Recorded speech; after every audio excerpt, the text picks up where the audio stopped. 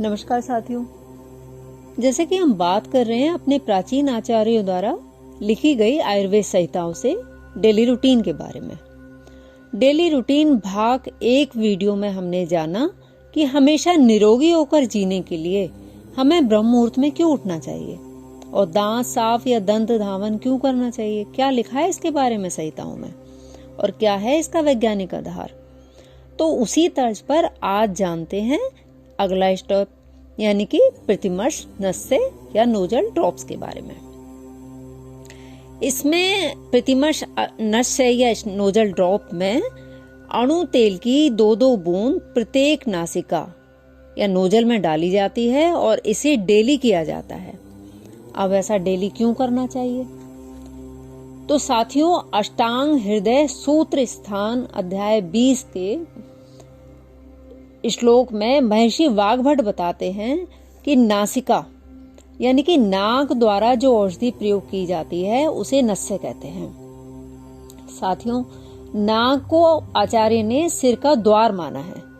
नाक के द्वारा दी गई औषधि सूक्ष्म स्रोतों द्वारा सिर के मध्य भाग में स्थित अवयव, आम लैंग्वेज में कहूं तो सेरिब्रम, सेरिबेलियम और ब्रेन स्टम, इसके अलावा मस्तिष्क के न्यूरॉन्स और ग्लिया कोशिकाओं में पहुंचकर और पूरे ब्रेन में व्याप्त होकर आंख, कान, गले की ब्लड वेजल्स और नर्व्स में जाकर रोग और विकारों को उसी तरह बाहर निकालकर फेंक देती हैं जिस प्रकार मूंज रस्सी से सरकंडे को निकालकर फेंक दिया जाता है।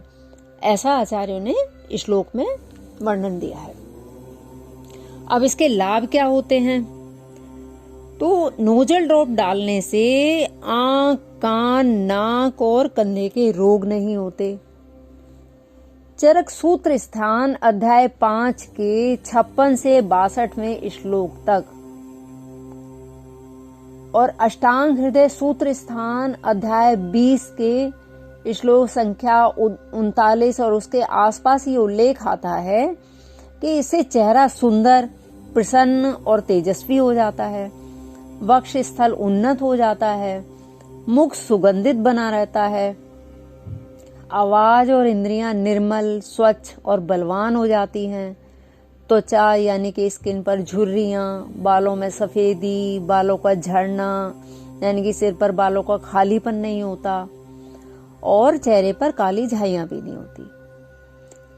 अब रोगों की बात करें तो साथियों, गर्दन के पिछले हिस्से में जो दर्द या अकड़न होता है जिसे टॉर्टिकोलिस कहते हैं, इसी तरह सर्वाइकल स्पॉन्डिलाइटिस, हेडेक सिरदर्द, चेहरे और शरीर का लकवा, फेशियल बॉडी पैरालाइसिस, जबड़े का अकड़न या जकड़न, लॉक जॉ जिसे बोलते हैं, जिसे टेम्पोरोमैंडिबुलर जॉइंट सिंड्रोम TMJS भी कहते हैं।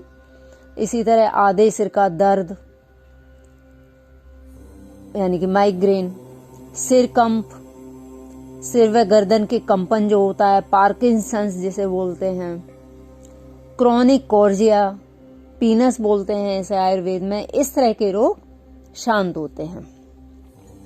इसके अलावा सिर और कपाल की सिराएं यानी कि खोपड़ी की नसें जिन्हें क्रेनियल वीन्स कहते हैं और स्नायु बंधन, लिगामेंट, कंडरा, टेंडन्स और तंत्रिकाएं यानी कि नर्व्स इस अणु तेल के नस्य से तृप्त होकर अधिक बलवान हो जाती हैं। जत्रु प्रदेश यानी कि कॉलर बोन और छाती के ऊपर के भाग में होने वाला कोई भी रोग सहसा नहीं होते। वृद्धावस्था आने पर भी उत्मांग यानी कि सिर आदि में उसके लक्षण प्रकट नहीं होते। साथियों, आयुर्वेद के स्वस्थ व्रत विज्ञान के अनुसार, आचार्यों के अनुसार दिनचर्या पालन हेतु प्रतिमर्श नस्य का प्रयोग किया जाता है और इसे आचार्यों ने 5 वर्ष की अवस्था से लेकर 80 वर्ष तक के मनुष्यों को डेली रूटीन में किए जाने का उल्लेख दिया है। इसमें अणु तेल की 2 बूंद प्रत्येक नासाद्वार में डालते हैं और इसे नित्य प्रति किया जाता है। नस्य में प्रयुक्त किया गया स्नेह या तेल जब थोड़ी छींक आने पर भी मुख द्वार में यानी कि मुंह में आ जाए, तब उस प्रतिमर्श नस्य को ठीक प्रमाण में जानना चाहिए, ऐसा आचार्यों का कथन है। अब नस्य के आचार्यों ने काल भी बताए हैं कि निम्न 14 अवस्थाओं में नस्य को दिया जाता है। जैसे कि नंबर 1 प्रातःकाल जागने पर। रात्रि में इससे क्या होता है, अगर हम प्रातःकाल जागने पर ही नस्य लेते हैं तो रात्रि में एकत्र जो नाक के अंदर जो मल होता है उसको ये नष्ट करता है और मन में प्रसन्नता लाता है। दूसरा है दंत धावन के पश्चात यानी कि दांत साफ करने के बाद अगर लेते हैं तो दांतों को दृढ़ बनाता है एवं मुख में सुगंधि आदि उत्पन्न करता है। घर से बाहर जाते समय ये धूम यानी कि धुआं प्रदूषण जो है उससे और धूल से बचाता है। व्यायाम के पश्चात, मैथुन के पश्चात और मार्ग गमन से श्रांत होने के पश्चात ये थकावट मिटाता है। नंबर 7 आता है मूत्र त्याग के पश्चात। नंबर 8 अधो वायु त्याग करने के पश्चात ये दृष्टि का भारीपन नष्ट हो जाता है इससे। कंवल यानी कि माउथ पुलिंग जो होती है और अंजन यानी कि आंख में अंजन लगाने के बाद अगर ये लिया जाता है तो ये नेत्रों को निर्मल बनाता है।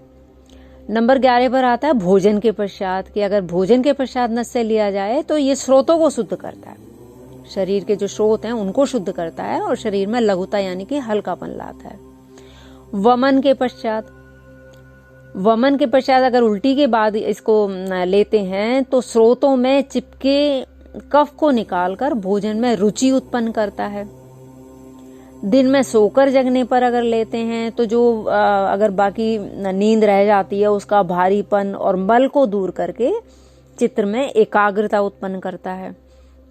अगर इसका प्रयोग सायंकाल में किया जाता है तो सुखपूर्वक निद्रा लाता है और जगाता है। तो साथियों, ये आचार्यों ने स्वस्थ मनुष्य के लिए 14 टाइम इसके समय दिए हैं, इसके काल दिए हैं, नस्य के 14 तरह के काल दिए हैं। इसी समय में अगर आप नस्य का प्रयोग करते हैं तो इसका ये फायदा होता है। बाकी रोगों में तो मैंने आपको बता ही दिया। और इसके अलावा साथियों, अन्य नस्यों का प्रयोग भी रोग के अनुसार वर्षा, शरद या वसंत ऋतु में एक निश्चित समय अंतराल के पश्चात किया जाता है।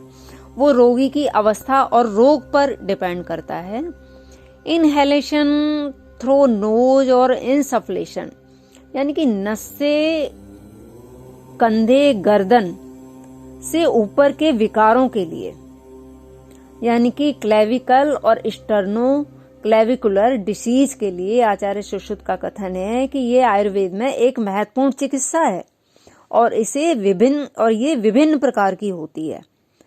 तो इसलिए साथियों, अगर आपको इससे संबंधित कोई विशेष समस्या है तो इस चिकित्सा को किसी विशेषज्ञ आयुर्वेद आचार्य की देखरेख में ही करना चाहिए। बाकी प्रतिमर्श नस्य अणु तेल के द्वारा 2-2 बूंद तो आप डेली अपनी रूटीन में जरूर करें और इसके होने वाले फायदों का, जो कि मैंने शुरुआत में ही आपको बताया, उसका लाभ उठाएं। तो साथियों, अगली वीडियो में मिलते हैं एक नए स्टेप कवल या गंडूस के बारे में। और तब तक के लिए नमस्कार। ओम तत्सत।